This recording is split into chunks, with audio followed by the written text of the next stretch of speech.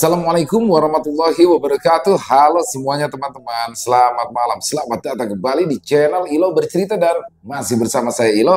Dimanapun teman-teman berada, semoga teman-teman selalu dalam keadaan sehat dan berbahagia. Amin, amin ya robbal alamin. Doa terbaik pokoknya untuk teman-teman semua sehat, bahagia, banyak uang. Wah, pokoknya semua sukses selalu. Dan pada kesempatan yang baik ini kami akan membawakan satu kisah dari penulis asal Kalimantan Timur, yaitu Bang Jana, yang mana teman-teman juga yang suka baca ya bisa mengikuti di karya karsa dari Edsel Jana Story. Kisahnya keren pakai banget teman-teman, tapi sebelum kita masuk ke dalam kisahnya, buat teman-teman mungkin yang baru bergabung atau yang sudah lama bergabung tapi lupa ya, belum diklik tombol subscribe-nya, ayo dong. Bisa diklik dulu tombol subscribe-nya, jangan lupa lonceng notifikasinya dinyalakan, agar kami selalu bersemangat mengupload konten-konten kami selanjutnya. Yang mana untuk channel Ilo Bercerita ini kami upload di setiap hari teman-teman ya, setiap malam jam 9 malam waktu Indonesia bagian Barat atau jam 21.00 waktu Indonesia bagian Barat. Dan gak pakai berlama-lama lagi ya, gak pakai berbahasa-basi lagi, langsung saja kita masuk ke dalam kisahnya.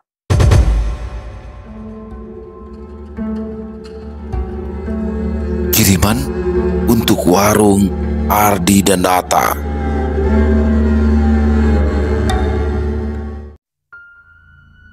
Ardi bangun dalam kondisi yang serba tak nyaman. Kehidupannya berubah setelah kepergian kedua orang tuanya yang baru saja berpulang karena kecelakaan.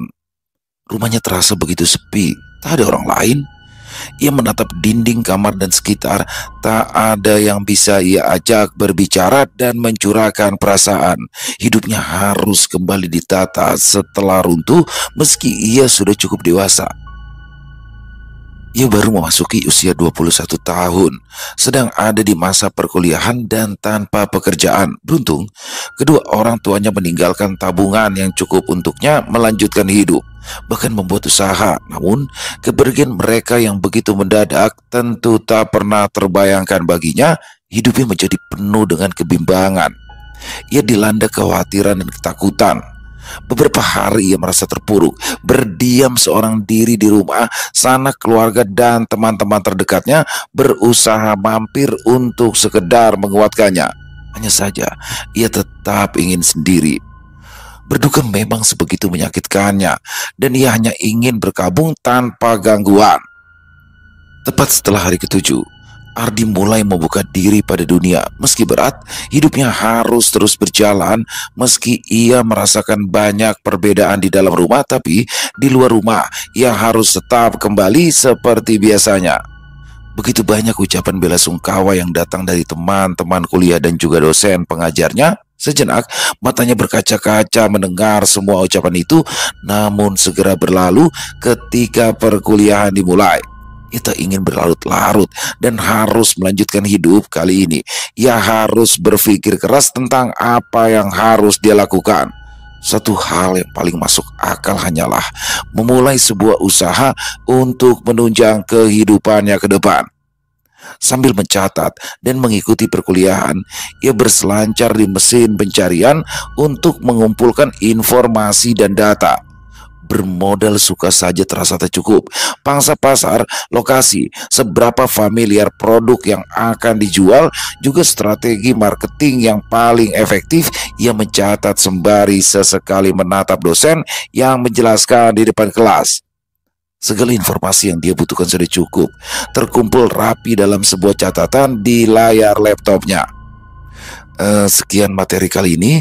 Silakan pelajari kembali karena minggu depan akan ada kuis cepat. Ucap dosen pengajar agar para mahasiswanya tak lupa untuk mengulang kembali materi yang sudah diampu.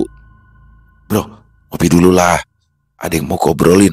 Ajak Ardi pada Nata yang merupakan kawannya sejak SMA. Tumben, kayaknya penting, jawab Nata yang heran karena tak biasanya kawan yang satu ini mengajak untuk mengobrol. Keduanya duduk sambil menunggu kopi yang sudah dipesan sembari menyalakan rokok. Kantin sedang ramai, mahasiswa lain sedang asyik mengobrol sembari memakan gorengan dan menyesap minuman masing-masing. Aku ada rencana buat bikin usaha. Mau join gak? Kali ini ia memulai obrolan yang serius tanpa preambul. Ini bukanlah sesuatu yang biasa dilakukan oleh Ardi. Sebentar. Usaha? Ada rencana mau bikin apa? Pertanyaan Ardi membuat Nata mendadak tertarik dan bersemangat. Ia tak pernah mendengar kawannya itu mengungkapkan sebuah gagasan di luar kebiasaannya. Tadi di kelas, sempat cari info sama beberapa ide buat usaha. Kayaknya bikin coffee shop sama toko vape atau tembakau. Cuma kopinya jangan terlalu mahal. Standar harga coffee shop murah sambil vaping atau ngelinting. Jelasnya, Ardi menjelaskan dengan detail segala konsep dan informasi yang tadi sempat ia cari dan catat. Segala mekanisme dan proses pembiayaan juga sudah ia pikirkan dan jelaskan. Ia terlihat begitu bersemangat. Matanya terlihat berbinar dan berapi-api. Ini adalah hal positif. Nata, sebagai kawan lamanya, juga terlihat senang mendapati kawannya yang tengah berduka itu mulai menata kembali hidupnya. Memang terkadang butuh keruntuhan untuk dapat membangun fondasi sesuatu yang baru yang lebih kokoh. Nata, yang ekonominya sedang pun berminat untuk ikut membantu dengan sumbangan dana sebisanya, meski secara persentase pembagian akan lebih sedikit. Setidaknya, ia bisa bekerja sama membangun usaha dengan orang yang sudah lama ia kenal dan percaya. Ya udah, aku mau join. Tapi karena patungannya lebih dikit, aku jadi eksekutornya. Biar urusan usaha aku yang urus, kamu tinggal terima beres sambil sesekali ngecek. Entaran gaji sama bagi hasilnya dibedain aja. Gimana? Tanya Nata pada kawannya itu. Setidaknya agar pendapatan yang ia terima tak terlalu kecil jika dihitung dari proses bagi hasil. Cocok. Urusan operasional kamu yang urus. Keuangan diurus berdua biar ada proses cek berulang. Deal? Tanya Ardi sambil menjulurkan tangan mengajak bersalaman. Deal. Ajakan salaman itu disambut Nata dengan jabatan erat.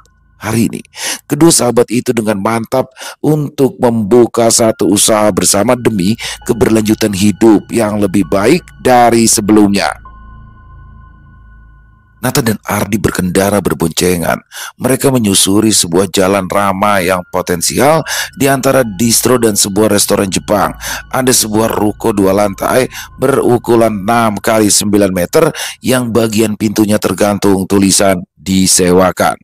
Lokasi yang ramai, jalanan yang besar dan padat, juga area parkir yang luas membuat mereka begitu tertarik.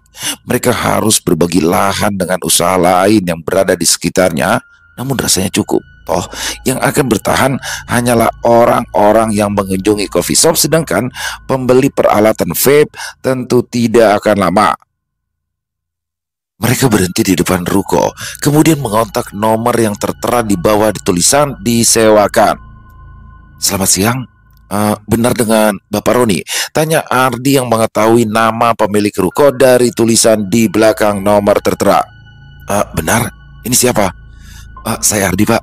Sekarang saya berada di depan ruko Bapak. Kalau boleh tahu berapa harga sewanya? Tanya Ardi yang langsung to the point. Oh, ruko yang di area Juanda. Kalau itu 90 juta per tahun. Bagian dalam itu baru direnovasi, jawab Pak Roni sambil menjelaskan keadaan di dalam. Bisa kurang nggak Pak? Atau mungkin harga tetap tapi jadi per 6 bulan? Tanya Ardi yang berusaha bernegosiasi karena modal awal 90 juta tentu sangatlah besar, apalagi hanya untuk sewa tempat. Aduh, gimana ya? Tapi kalau boleh tahu rencananya mau dibuat apa? Pak Roni merasa bimbang. Ia takut kalau ruko yang baru direnovasinya itu kembali berantakan seperti penyewa lainnya yang membuka warung makan. Rencananya kami mau buka coffee shop. Siapa tahu berkenan, jawab Ardi. Percakapan di telepon itu terasa begitu alot. Kedua belah pihak sedang bernegosiasi dan tarik ulur. Di satu sisi, Pak Roni ingin mendapatkan pemasukan dari sewa ruko, namun dia takut kalau penyewanya tak bisa menjaga ruko yang ditempati. Di sisi lain, Ardi juga sedikit bimbang. Bagaimanapun, dia harus bisa memenangkan negosiasi yang sedang dilakukannya. Ia berharap si pemilik ruko bisa memberikannya keringanan dengan memperbolehkannya menyewa per 6 bulan. Kemudian di tahun depannya barulah langsung 1 tahun. Ia punya cukup uang, terutama dari aset dan juga tabungan orang tuanya. Namun belum tentu dengan Nata. Bisa jadi kawannya itu hanya punya beberapa puluh juta dan itu adalah uang terakhir yang bisa ia keluarkan. Oke, baik. 45 juta setiap 6 bulan di tahun pertama. Dan di tahun kedua saya akan minta penuh 1 tahun. Bagaimana? Tanya Pak Roni, yang pada akhirnya mengalah dengan menurunkan egonya. Setuju Pak. Tapi kami mau lihat dulu dalamnya Pak. Jawab Pak Ardi. Kebetulan saya sedang ada kerjaan yang tidak bisa ditinggal. Bagaimana kalau nanti sore kita ketemu lagi di ruko? Tanya Pak Roni yang sebenarnya sedang berada di kantor dengan setumpuk berkas. Baik Pak, kami akan kembali ke ruko pukul 5 sore. Panggilan berakhir. Meski tak memenangkan negosiasi harga, namun Ardi mendapatkan keringanan yang mereka butuhkan. Semangat keduanya berkobar. Sudah waktunya mereka berdiri di kaki mereka sendiri dan mulai meninggalkan ketergantungan hidup pada orang tua. Mobil bak terbuka datang silih berganti, membawa etalase-etalase kaca, rak-rak dari kayu jati Belanda dibuat menempel di dinding dengan warna cerah. Tak ketinggalan, meja-meja dan kursi disusun sedemikian rupa agar teratur dan nyaman. Di bagian luar, sebuah tangga spiral berwarna hitam dipasang dengan izin sang pemilik lahan. Mereka ingin lantai 2 dikhususkan untuk menjadi vape store dan kios tembakau. Karena barang pajangan akan sangat banyak, maka di lantai 2 hanya disediakan 2 meja dan 4 kursi panjang untuk pelanggan yang menunggu. Selebihnya urusan mengobrol dan nongkrong akan dialihkan ke coffee shop di lantai 1. 2 orang karyawan ditempatkan di lantai 2 dengan pembagian shift pukul 11 siang hingga pukul 7 malam dan shift kedua dimulai pukul 5 hingga 11. Sementara di coffee shop, 4 orang karyawan dipekerjakan dan dibagi menjadi 2 shift yang sama. Namun di akhir pekan, Ardi dan Nata akan menjadi perbantuan.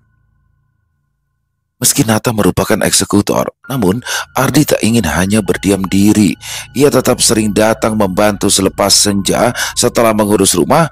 Usaha mereka ini dinamai Find This Coffee and Smoke. Promosi yang efektif, pasar yang belum banyak dimasuki orang membuat Find This Smoke menjadi ramai. Harga rokok pabrikan yang kian meroket membuat para perokok beralih mencari alternatif. Kondisi ini berbanding lurus dengan para pengunjung Find This Coffee karena secara tidak langsung dapat promosi lebih dari pengunjung lantai 2. Ditambah harga kopi dan minuman yang tergolong murah di kelasnya membuat tempat ini menjadi tempat nongkrong mahasiswa dan anak-anak remaja yang mencoba gaul dengan budget minimal. Dalam kurun waktu kurang dari 3 bulan, mereka sudah mendapatkan pelanggan yang militan. Keduanya pun bisa sedikit tersenyum karena modal sewa beserta perabot akan kembali di masa 6 bulan tepat sebelum mereka memperpanjang kontrak. Jika lancar, 6 bulan selanjutnya mereka akan bisa mendapatkan keuntungan dari usaha yang sudah dijalani. Ini kenapa sih? Kok jadi kotor begini? Keluh Ina yang merupakan barista di Find This Coffee. Hari ini giliran shift pagi dan mendapati ceceran tanah di teras yang dijadikan area merokok. Sapu berada di tangan kanan, pengki di tangan kiri. Dia menyapu sembari menggerutu karena baru kali ini ia mendapati kondisi teras yang sebegitu kotornya. Belum lagi dia harus mengeluarkan 2 meja dan 8 kursi untuk area luar dan menurunkan kursi dari atas meja bagian dalam karena mereka harus membersihkan ruangan sebelum pulang. 2 usaha dengan 1 nama itu sudah buka. Satu persatu pelanggan berdatangan, tak ada yang berbeda meski tingkat keramaiannya cenderung fluktuatif. Gimana nak? Lancar? Tanya Nata yang sengaja menyambangi warkopnya itu karena takut Ina kerepotan dengan pesanan yang banyak. Aman bang, ada Kiki juga kok yang bantu. Cuma tadi pagi terasnya kotor banget bang, banyak tanah. Mendengar kata serakan tanah, Nata langsung terfikir sesuatu, namun ia segera berpositif thinking karena bisa saja ada yang menumpang duduk di depan ruko mereka. Oh, ya mungkin ada yang duduk-duduk pas malam habis tutup, makanya kotor. Yang penting bagian dalam sudah dibersihkan ya, jawabnya sambil sesekali menatap muda-mudi seusianya sedang berbincang sembari menyesap minuman pesanan mereka. Tak banyak respons yang diberikan oleh Nata, karena pada dasarnya dia hanya peduli pada berjalannya operasional dari usaha yang sedang berjalan bersamaan. Kalaupun ada sesuatu yang berbeda, asalkan bukan hal yang tak masuk logika, maka ia akan menganggapnya seperti angin lalu. Lagi pula, awal milenium sudah 20 tahun berlalu. Sudah seharusnya hal-hal berbau klinik ditinggalkan dan lebih memakai logika. Sesungguhnya, itu adalah pemikiran yang sangat rasional. Hanya saja, Nata lupa bahwa ia tinggal di sebuah negara dengan tingkat kepercayaan terhadap mistisme yang tinggi. Orang boleh saja tak percaya hingga menyaksikan dan mengalami sendiri. Nata membantu mencuci gelas-gelas kotor sebelum semuanya menumpuk di area cuci. Selain itu, semakin cepat barang-barang itu dibersihkan, maka rasa malas tak segera hinggap. Hal itu pula yang selalu ditekankan olehnya dan Ardi. Tempat mereka memiliki 2 dapur kecil dan sederhana untuk memasak beberapa makanan ringan. Dapur di lantai 2 hanya digunakan oleh para karyawan dan pemilik, sedangkan dapur di lantai 1 digunakan untuk memasak beberapa makanan ringan seperti kentang goreng ataupun panekuk yang siap masak karena berbentuk instan. Rencananya, mereka akan menyediakan makanan ringan lebih banyak dengan harga yang terjangkau seperti pisang keju. Namun apa yang mereka rencanakan ternyata menjadi sebuah pertanda.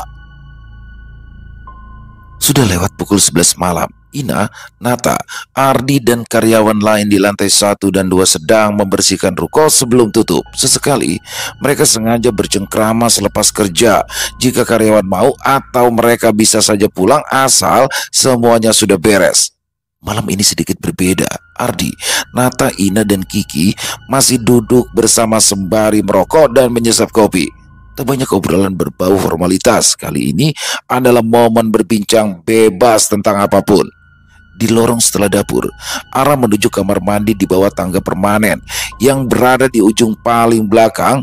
Lampu berkedip perlahan. Kondisi ruko sedang remang.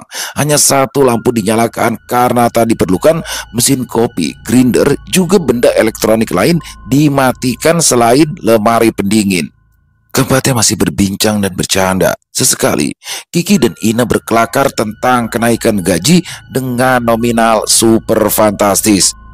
Mereka saling timpal sambil sesekali menyesap kopi tanpa tahu bahwa sesuatu memperhatikan mereka di anak tangga pertama.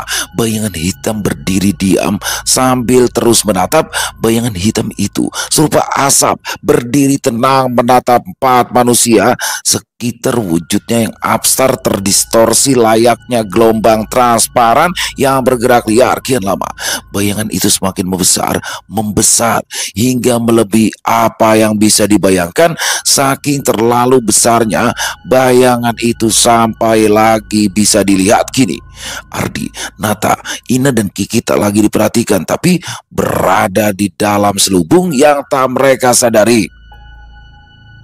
Kok tiba-tiba jadi dingin gini ya? Menusuk gitu. Padahal di luar cerah ya?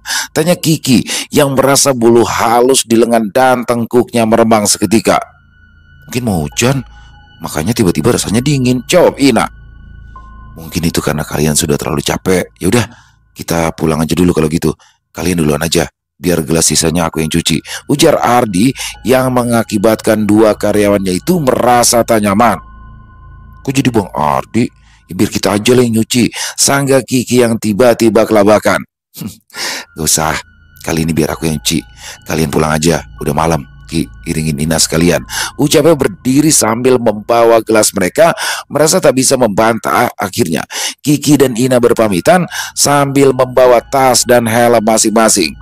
Keduanya pulang beriringan karena rumah mereka searah, meskipun rumah Ina sedikit lebih jauh. Kini tinggalan Nata dan Ardi yang tersisa. Keduanya masih belum menyadari apapun selain suhu ruangan yang mendadak dingin seperti yang sudah terbilang oleh Kiki. Di luar, keadaan menjadi lebih suram dari sebelumnya. Langit yang cerah, bintang yang berhamburan tak membuat kondisi di ruko sewaan mereka menjadi sama indahnya. Kemarin si Ina ngomel-ngomel tuh gara-gara banyak tanah yang berserakan di depan. Padahal malamnya katanya udah dipastikan bersih. Semuanya udah disapu, bahkan dipel, ucap Nata sambil menghembuskan asap beraroma kue. Terus gimana? Tanya Ardi balik karena belum mendapatkan pencerahan dari kalimat yang barusan dikatakan rekannya itu. Aku kok tiba-tiba kepikiran ya? Baru tadi kepikiran soal klinik-klinik yang sering ada di sosial media, jawabnya. Sambil sebelumnya ia berusaha rasional, tapi beberapa video yang sempat ia lihat tanpa sengaja membuatnya berpikir kembali. Maksudmu ada yang mau iseng sama kita gitu?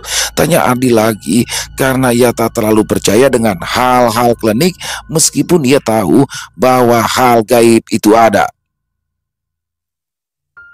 Kurang lebih gitu sih. Ya tapi ini baru sebatas curiga aja, jawabnya lagi sambil garuk-garuk kepala meski tak gatal. Hidup kita udah susah, jangan malah ditambah beban sama hal-hal yang gak masuk akal, sanggah Ardi yang memang tak pernah berpikir tentang gangguan gaib. Di luar, tawa lirih terdengar tertiup angin. Apa yang tengah menyelimuti mereka justru mendengarkan setiap deret kalimat yang terlontar. Melihat anak-anak muda yang skeptis membuatnya semakin mudah untuk melaksanakan tugas yang diembannya. Di tempat lain, seseorang tersenyum setelah mendapatkan kabar bahwa paket yang barusan ia kirimkan sudah diterima tanpa disadari. Seseorang yang sedang duduk bersila di depan seorang lelaki tua dengan beberapa benda aneh di sekitaran mereka. Adi, sini deh. Ada yang aneh, ucap Nata lewat panggilan telepon.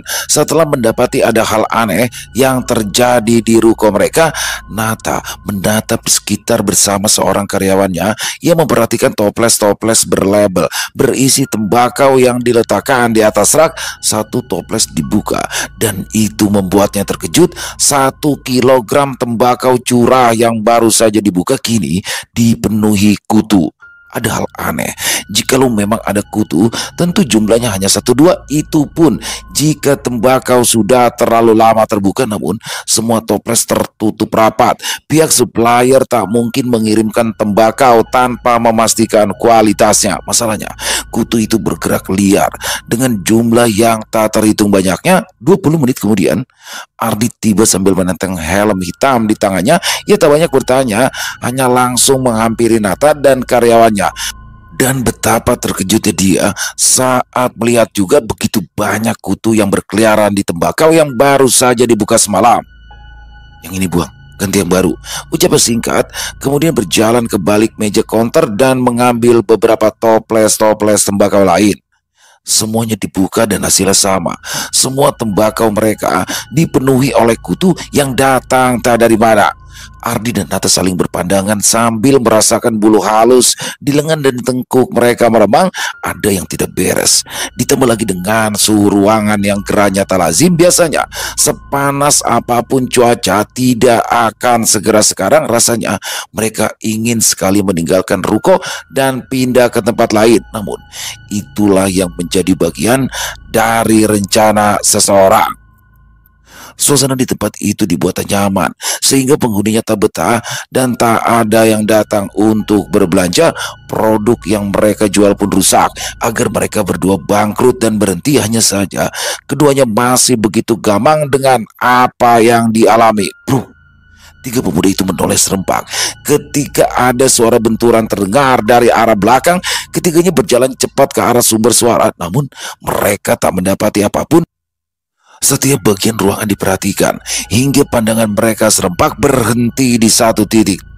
Tepat di kiri atas pintu kamar mandi terdapat tapak tangan dengan kuku panjang, noda kotor tanam merah yang tak dari mana datangnya. Barusan itu nggak ada deh, seru Nata disusul dengan anggukan setuju karyawan mereka. Kita harus cepat cari bantuan, jangan sampai terlambat, tambah Nata yang seketika membuat isi kepala Ardi berputar karena mencerna kondisi yang tengah ia hadapi. Cepat cek ke bawah, perintah Ardi pada Nata. Kemudian ia bergegas pergi meninggalkan ruko. Nata tak menjawab. Ia bergegas menuju lantai 1. Dari perintah tegas Ardi, ia bisa mengerti kekhawatiran kawannya itu. Usaha makanan tentu lebih mudah untuk disabotase oleh pihak yang tak bertanggung jawab, pihak-pihak yang mungkin saja tak mereka kenal namun tega berbuat jahat lewat jalur-jalur klinik. Dan benar saja, ketika dia sampai di coffee shop, dua karyawan mereka sudah terlihat bingung karena bahan yang baru saja dibeli 2 hari yang lalu dan ada di lemari pendingin menjadi busuk. "Kenapa?" tanya Nata pada Kiki yang bingung. Itu bang," jawab sambil menunjuk ke arah lemari pendingin yang terbuka. Belatung dan lalat bertebaran dengan bau yang tak sedap. "Nanti aja dibahas, bersihin aja dulu. Kita tutup dulu hari ini," ujar tegas sambil kembali memperhatikan setiap sudut ruangan hingga area dapur dan kamar mandi. "Kita sedang diusilin orang," lanjutnya lagi setelah kembali dari memeriksa kamar mandi. Seketika, ruko yang tadinya ramai harus tutup hingga membuat orang yang datang sedikit kecewa. Beberapa menoleh dan langsung berlalu menggunakan sepeda motor yang dikendarai. Kini, keyakinan Ardi berada di persimpangan. Rasionalitasnya diuji, pada akhirnya dia harus dan dipaksa percaya dengan hal-hal klinik yang sering ia dengar. Dunia usaha itu kejam, dan itulah yang saat ini ia hadapi. Seseorang yang tidak suka dengan apa yang sedang ia usahakan sedang tersenyum di balik tabir. Ardi merasa gamang. Ketidakpercayaannya pada hal-hal mistis menjadi dinding tinggi baginya. Pilihannya hanya 2. Apakah ia tetap berada di belakang dinding yang membatasinya atau merubuhkan dinding itu dan percaya dengan segala yang terlihat? Meski ia memiliki 2 opsi, pilihan pertama tentu tak lagi bisa ia pegang karena tak akan menemukan ujung. Ia hanya bisa dan dipaksa mengambil pilihan kedua untuk percaya segala keanehan yang terjadi memang tak bisa ia nafikan lagi. Ardi terus memencet layar ponselnya untuk menghubungi orang-orang yang sekiranya bisa membantu atau memperkenalkannya dengan seseorang yang bisa membantu. Namun sejauh ini ia masih selalu menemukan jalan buntu. Orang yang tadinya sempat bilang bahwa akan membantu tiba-tiba memberi kabar bahwa ia tak menemukan satu kenalan pun. Ia mengusap kasar wajahnya. Baru saja ia menata kembali fondasi hidupnya yang runtuh, kini justru bertemu dengan hambatan yang bahkan tak pernah ia bayangkan sebelumnya. Dia menatap kosong segelas es teh yang berembun, lalu lalang mahasiswa tak membuatnya bergerak. Apa mungkin jalan orang-orang yang bisa bantu ikut ditutup? Pikirnya keras sambil menutup wajahnya. Dari kejauhan, seorang wanita parubaya menatapnya lekat. Tak biasanya ia melihat Ardi begitu kusut. Bahkan ketika ia berduka pun dia tidak seperti ini. Duka membuatnya murung. Namun saat ini ia terlihat begitu gusar dan juga marah. Semua tampak dari wajahnya yang tak biasa. Gestur yang diperlihatkan pun tidak pernah terlihat sebelumnya. Wanita itu berjalan perlahan sembari menjinjing tas kecilnya. "Bi, kenapa?" sapanya. Ya, dialah dosen wali yang sejak tragedi itu selalu memperhatikan perkembangan emosi Ardi. "Tidak apa-apa, Bu. Kamu gak usah bohong. Wajahmu bilang yang sebaliknya," sanggahnya sambil tersenyum kemudian duduk di kursi berseberangan dengan Ardi. "Ada hal aneh di ruko, Bu. Barang-barang yang dijual tiba-tiba rusak semua. Padahal malam sebelumnya masih baik-baik aja," kisahnya singkat sambil terus mengusap kasar wajahnya. "Ya sudah, nanti kirimkan alamat rukonya ya. Nanti malam saya ke sana," jawabnya singkat.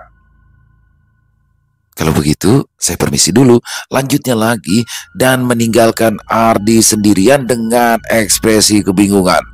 Dosen walinya itu adalah seorang pengajar akuntansi, orang yang sangat eksak, dan hal itu pula lah yang membuat Ardi kebingungan. Apa mungkin dosen walinya itu mengerti akan hal-hal gaib? Itulah yang seketika terlintas di otaknya yang sedang kusut.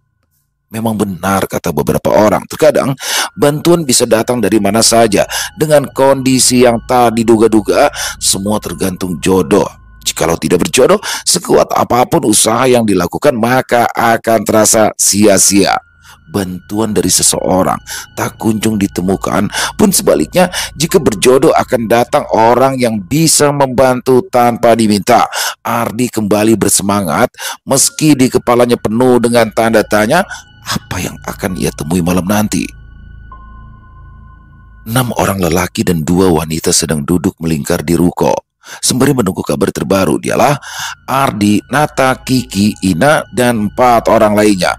Hanya ada rokok dan air mineral dalam botol yang diletakkan di atas meja. Kesemuanya hanya diam dan menunggu, sementara Ardi bolak-balik melihat ponselnya dengan penuh harap.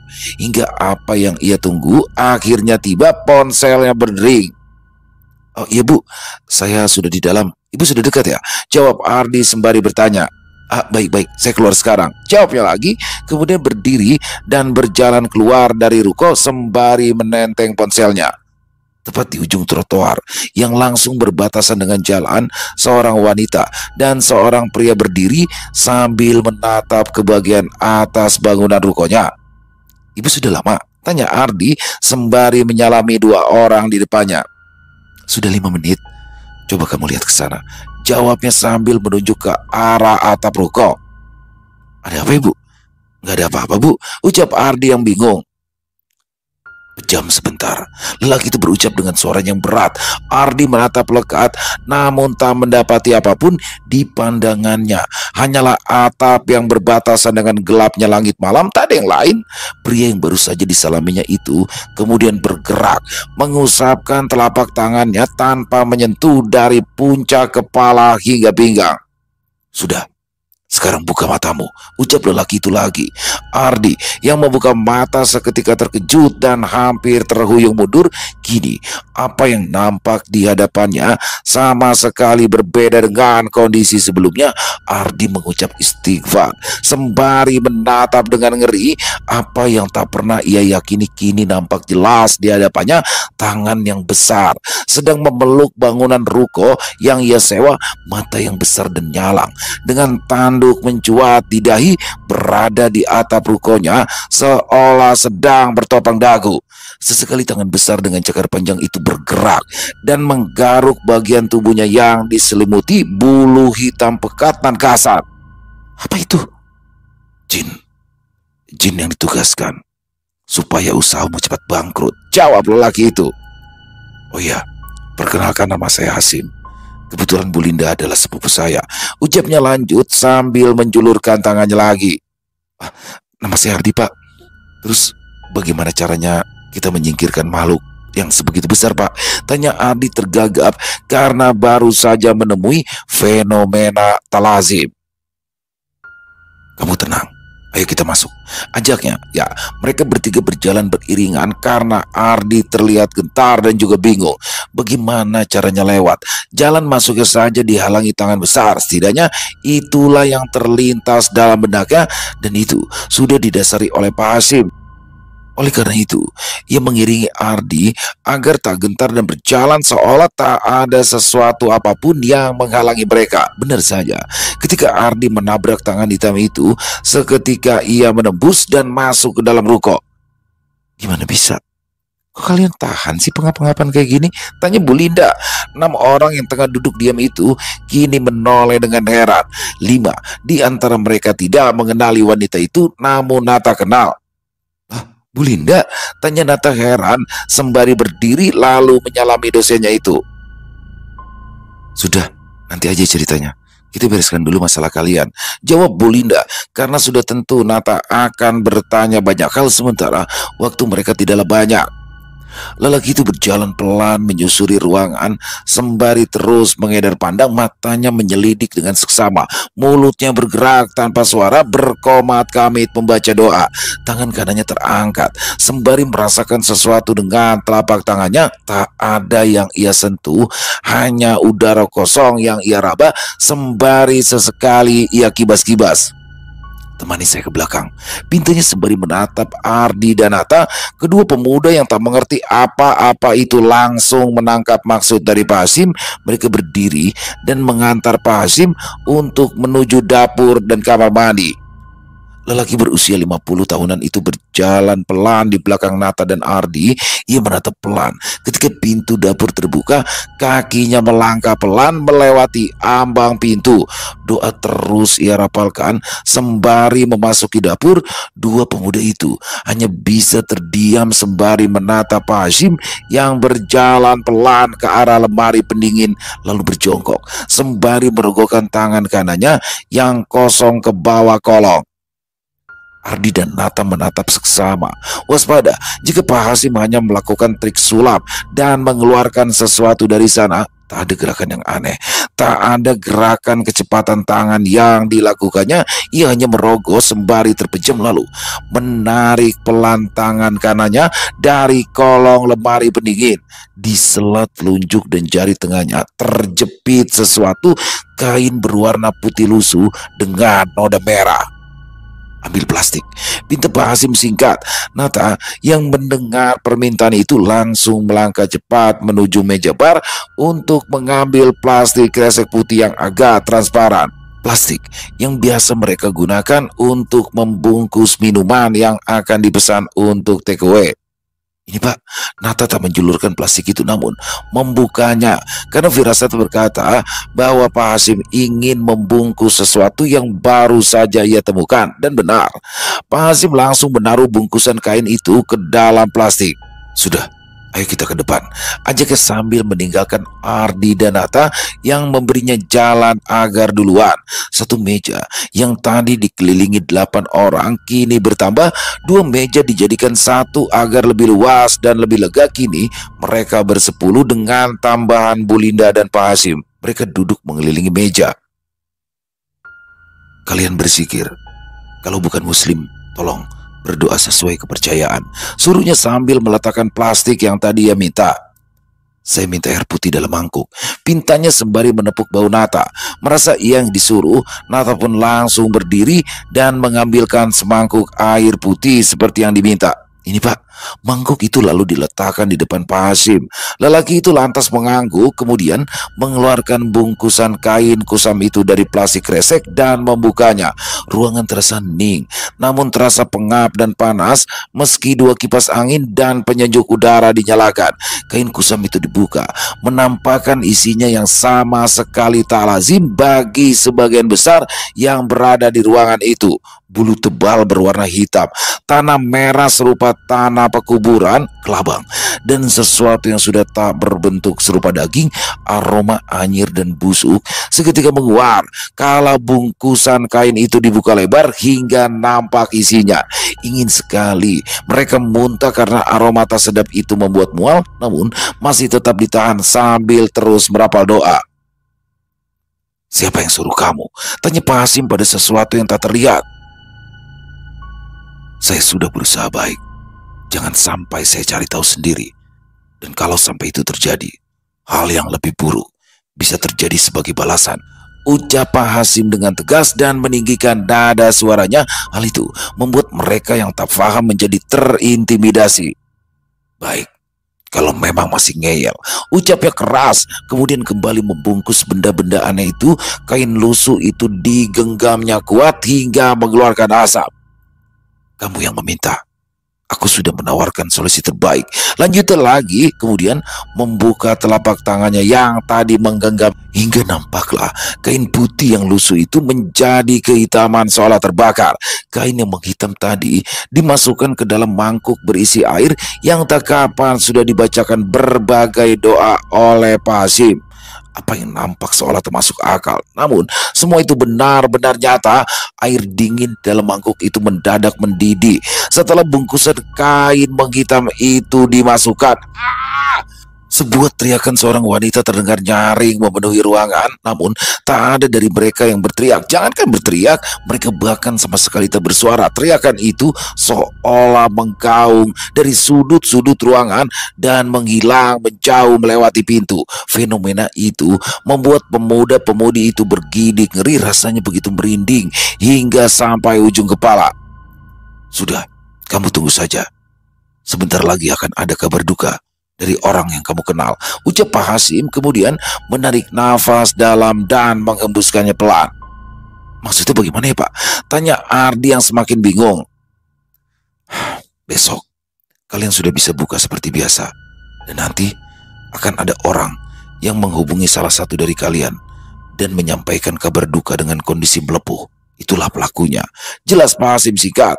Mendengar penjelasan itu tak lantas membuat kedua sahabat itu tenang. Jawaban yang menggantung dan penuh tanda tanya justru membuat isi kepala mereka semakin berputar. Siapa yang begitu tega berbuat jahat pada mereka? Padahal rasanya apa yang mereka lakukan sama sekali tak merugikan siapapun. Mereka berdua hanya membuka usaha agar bisa hidup mandiri. Sudah, jangan dipikirkan. Ini mangkuknya saya bawa ya, beserta isinya untuk dibuang. Kalian semua pulang. Besok kalian sudah bisa buka seperti biasanya, pinta Pak Hasim. Terus mangkuk besar yang ada di luar tadi gimana Pak? Tanya Ardi. Tenang, jin yang tadi sudah saya kembalikan ke yang kirim, jawabnya. Kalau begitu kami permisi karena sudah malam. Assalamualaikum. Pak Hasim dan Bu Linda berpamitan pada mereka. Kedua bersaudara itu berjalan sambil membawa semangkuk air dengan benda aneh di dalamnya, meninggalkan muda-mudi yang masih diselimuti rasa ngeri dan kebingungan. Sudah, kita kembalikan dulu susunan kursi kayak sebelumnya. Setelah itu kita pulang ya. Ajak Ardi pada Nata dan 6 karyawannya. Nata, tante meninggal.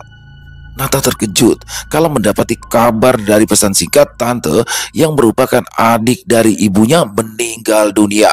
Nata bertanya-tanya, apakah ini yang dimaksud oleh Pak Hasim? Nata lantas langsung menekan opsi panggilan hingga seorang pria di ujung sana mengangkat teleponnya. Halo Om, tante kenapa Om? Tanya Nata yang gugup, bingung, takut, gusar, dan perasaan lain yang berkecamuk. Maafin tante ya. Maafin tante Nata, semisal tantemu ada salah, tadi malam pas tantemu masak air, tiba-tiba saja tabung gasnya meledak dan airnya tumpah di badan sampai melepuh. Parahnya tantemu terlempar sampai kepalanya membentur tembok. Jelas pria di seberang sana sambil menahan suaranya yang bergetar. Ya sudah Om, sebentar lagi aku ke sana, jawab Nata seadanya. Kemudian menutup panggilan telepon. Seketika ia teringat dengan ucapan dari Pak Hasim bahwa pelakunya akan melepuh. Ia tidak ingin mengiyakan ucapan dari Pak Hasim. Bisa jadi ini adalah sebuah kebetulan yang terlalu kebetulan. Dalam gusarnya Nata mandi dan bersiap untuk bertaziah. Bagaimanapun juga dia adalah adik bungsu dari ibunya. Bagaimanapun tantenya itu pernah mengurus dan mengasuhnya kala ia masih kecil. Ia bergegas pergi ke rumah duka dengan perasaan yang berkecamuk. Sehari setelah berpulangnya si tante, Nata akhirnya kembali ke ruko untuk bekerja seperti biasa. Ia ingin sekali berbicara empat mata dengan Ardi perihal kabar dan fakta yang ia temukan ketika bertaziah. Hingga pada sore hari, tanpa diduga Ardi muncul tak seperti biasanya. Aku minta maaf karena keluargaku, usaha kita hampir saja hancur, ucap Nata. Sebentar. Maksudmu apa ya? Ardi memotong karena langsung teringat dengan ucapan Pak Hasim tempo hari. Jadi, tanteku meninggal dunia kemarin malamnya. Waktu ada Pak Hasim, ternyata tanteku kena musibah. Tabung gasnya meledak pas lagi dia merebus air dan tanteku terpental sampai kepalanya menghantam dinding. Lalu air panasnya menyiram badannya sampai melepuh semua. Kemarin omku sudah minta maaf karena dia tahu kalau istrinya itu memang mau menutup usaha kita karena merasa iri dengan keadaan keluargaku. Dia merasa ibuku sebagai kakak mendapatkan warisan yang lebih banyak, padahal orang tuaku dua-duanya bekerja. Wajar kalau kelihatannya harta kami lebih banyak, ditambah di usia segini aku malah bikin usaha. Kisah Nata yang merasa tak enak dengan sahabatnya itu. Nata merasa Ardi menjadi korban karena konflik internal keluarganya. Sudah, gak usah dipikirin. Anggap aja kejadian itu cuma kebetulan sama kayak yang dibilang Pak Hasim. Sekarang kita mulai lagi aja ya. Toh 2 hari terakhir juga udah gak ada kok kejadian-kejadian aneh lagi. Barang-barang jualan juga udah gak ada yang rusak, jawab Ardi berusaha menenangkan sahabatnya itu. Dia paham kalau Nata menjadi merasa bersalah padanya, keduanya pun kembali menjalani hidup seperti sedia kala. Babak yang sudah berlalu mereka tutup, kini mereka hanya menjalankan misi seperti sebelumnya. Selesai. Wah, luar biasa kisah dari Bang Jana. Ini aduh parah nih kisah ya. Jadi apa namanya? Ardi dan Nata. Ardi dan Nata ini baru pengen apa namanya ya, mencoba mengubah hidup, mencari pengalaman, membuka usaha coffee shop dan juga toko vape ya, dan juga tembakau kiloan ya mungkin ya. Jadi di sini tiba-tiba disengin nih. Awalnya Ardi dan Nata orang yang skeptis, tidak percaya dengan hal-hal gaib seperti itu, tapi ternyata dia mendapati kenyataan bahwa warungnya atau usahanya diguna-guna. Luar biasa sekali. Dan itulah mungkin hikmah baik yang bisa kita ambil dalam kisah barusan itu adalah bantuan ya, bantuan. Orang baik, orang yang terzolimi itu bisa mendapatkan bantuan dari manapun. Jadi Ardi dan Nata yang ketika pusing, bingung ya harus minta bantuan ke siapa, apalagi Ardi sudah tidak ada orang tuanya, tapi tiba-tiba bantuan itu datang langsung dari dosen pembimbingnya yang mana Bu Linda ternyata mengerti akan hal-hal tersebut. Akhirnya diajaklah Pak Hashim untuk datang ke tempat usahanya dan ternyata di situ dibuka semuanya.